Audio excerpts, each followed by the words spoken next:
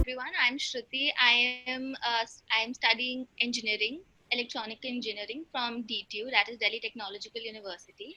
I gave my GMAT in my third year, that is the pre-final year, and I applied for ISB in the very same year, and I got my admit.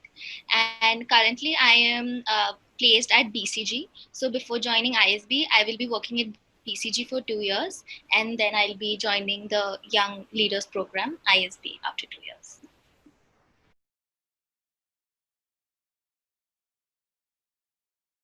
So the one very good thing about ISB is that one, it allows you to have a deferred admission where you can work for 2 years and then you can have a MBA after 1 year. So that gives you a sense of security because I now have an MBA admit before even starting work. So which is a really nice thing, and also a lot it is it we've always been told that it is better to get a job experience before getting an MBA. So it allows me to have best of both worlds. I can work and also secure an admission before going out there. Also, another thing about ISB that it is ranked really well. It is at par with a lot of foreign universities. Its QR ranking and it's really nice.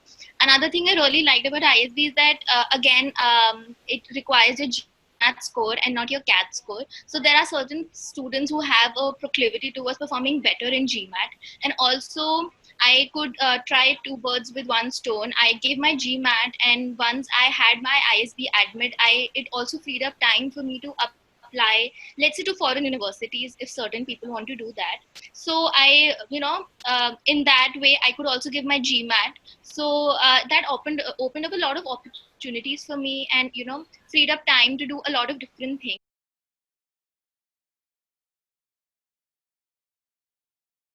The ISB applications open up in March. So by the end of March, you have to, that's round one where you have to enter your basic details, and they have like 300-word essay.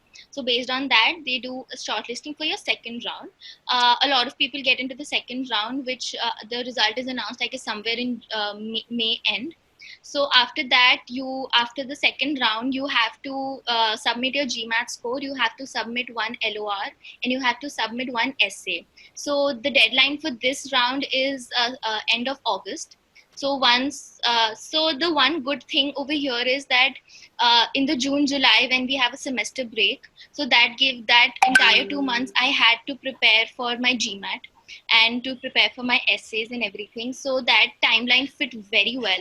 And by the end of August, the companies also start coming in. So once I was done with my application process, I was free to apply for placements also. So the timeline is very convenient. Let's put it that way. And also the result for the ISB comes in on 31st October, which is before your CAT.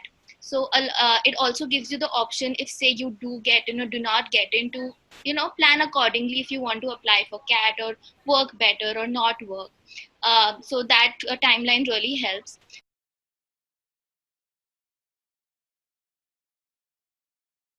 Interview process was a lot of fun. It was a big panel. There were, I guess, 4 people, and I was so there were 4 people in front of me. And I had earlier given a lot of placement interviews, so I expected it to be quite similar, but it was different. They were very thorough. So I people told me that it would only be a 20-minute interview. So I thought 20 minutes is very less, but in reality, I mean, you have to be very, very thorough with your resume, because if you are writing about an internship, let's say you're writing about a marketing internship, they expect you to know a lot of marketing jargon also. They asked me what are ATL and retail marketing activities. So if you're writing something on your resume, make sure you're very thorough about it. Like I wrote that I did a digital marketing internship. So they asked me about search engine optimization. Luckily, I did read up on it. So you have to be thorough with what you have written on your resume. Also, if you're writing something about your, let's say, college PORs and society work. So, I mean, they are very experienced people who can know when you are lying to them or when you are exaggerating things. So they will ask you questions which you can only answer if you've actually done the work. I mean, they will ask you the nitty gritties of it. What issues did you face? So you cannot make that stuff up on an interview. One thing I've learned is that you can never lie in an interview. because when you're in that moment, it's only honesty that comes out. So never lie on a resume, never lie on your essays, because they will be able to catch you, and that will be very embarrassing if they do that.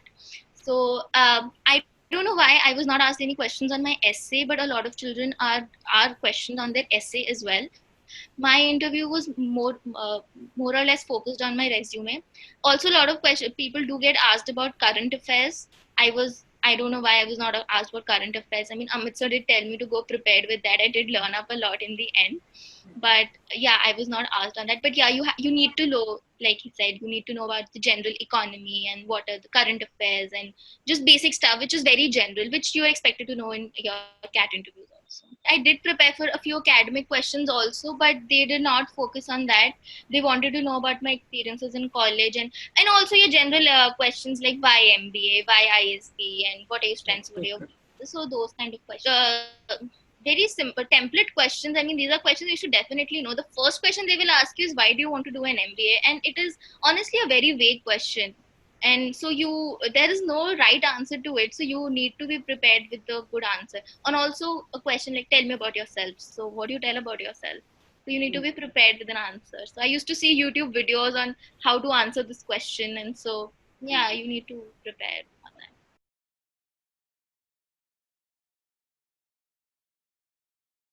I one tip which I found was very helpful is that right before you start preparing, you should give a diagnostic mock, which is that you right in the beginning you give a mock test. There are a lot of free mock tests online, which gives you a basic idea of what are your strengths and what are your weaknesses. Like if you have a general aptitude, let's say certain people perform really well with quant and are really bad with verbal. So you know that you need to pay extra attention to verbal. So that is something that everybody should do right in the beginning. Another thing I realized is that I was good with quant, but I was not good with my time management. So GMAT is very different from your CAT because you have to answer all questions. So you have 1 hour and 30 questions roughly, and you cannot leave a question because then that will result in a very huge penalty.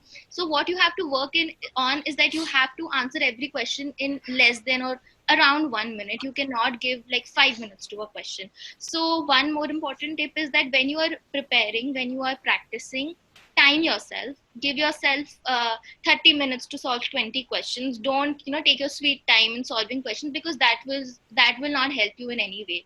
So another thing, I there were a lot of sectional tests in my time dashboard. So that were really helpful. I used to give 5 sectional tests every day to help with my time management, which I improved a lot. Earlier, I used to be left with a lot of questions, but slowly and steadily, I was able to do it very fast. So I think that is something everybody should do. Time yourself while you're practicing. You have to give at least 10 marks before giving your real paper, because that is the best way to prepare for GMAT, because it is very different from your, let's say, JEE mains or your CAT, because it is a timed and an adaptive test. So you need to give mocks to be comfortable with the format.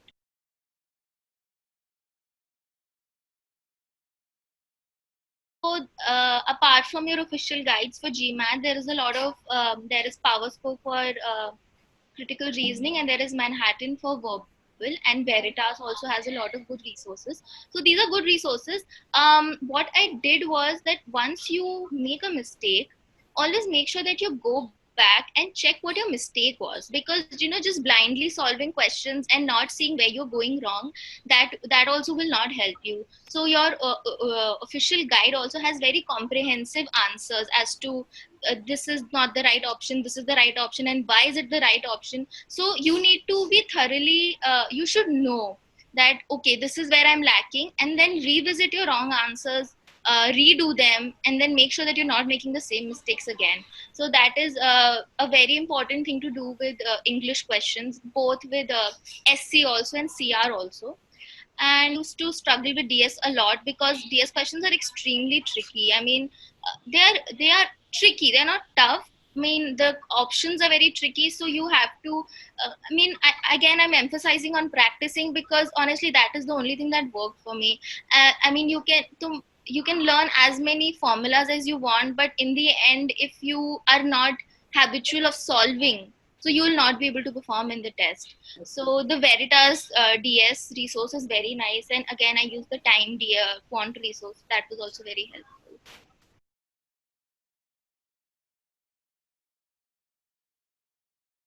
I honestly did not pay a lot of attention to my AWA, but I did have one session with Shruti ma'am, and she did give me very good insights into that section, because it does not affect your final score, but a lot of colleges have a minimum cutoff for your AWA. So let's say if you get less than a 4 out of 6, so certain colleges will not consider you. So it is extremely important. So what you need to do is that it's a 30-minute section, so you need to manage your time really well. You need to first make roughly jot down your points, then you need to start typing it on the keyboard, and then you need to give yourself 5 minutes in the end to review the entire thing. And I got a particularly lesser AWA score because I'm not very good with spellings, so I had made a lot of spelling mistakes, I can imagine myself. So make sure that that is something you do not do. Grammar, because that is, I mean, even if your content is very subpar, if you make English spelling mistakes, that is the worst thing you can do, and that will immediately drop your score. So yeah, if you are somebody who makes spelling mistakes, please work on that.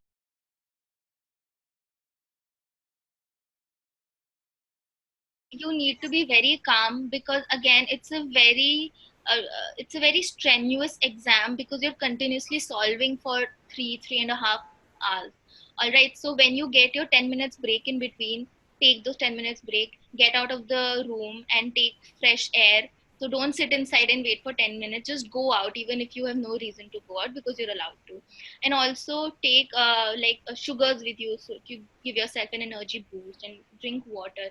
And also what happened with me in my quant section, I in the end I missed a question, so which results in a very huge penalty, and I realized that I have completely uh, spoiled my chances of getting a good score. So in those 10 minutes I was really, I mean, I almost had a panic attack, because I knew that now no matter how well I perform in verbal, my score will not be as good. But then I did give myself those 10 minutes. I had a good complete chocolate to calm myself down and not let my blood sugar drop. So yeah, you need to be very calm. And also one thing which is very stupid, but if you're giving a morning paper, make sure you train your body cycle, because a lot of us do not have a habit of waking up early. So in that day, if you say have a 9 o'clock paper, you wake up at 7. So don't be groggy and sleepy during your paper. So get a habit of waking up early for over a week. It's a small thing, but it does help.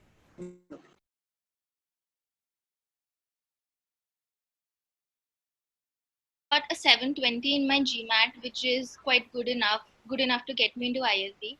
So I was hoping to apply to a few MIM programs, which are Masters in Management in Europe. So these colleges also take your GMAT score, and their median score is also somewhere around 700. So 720 was a very good score. You have to have a good, you know, like a good place of mind to actually, because they have very lengthy essays. Like London Business School has almost 15 essays, and most colleges have a lot of essays. So you have to get 2 LORs, you have to get run after your teachers. So I did apply to LSB and HEC, but I applied in the very last round.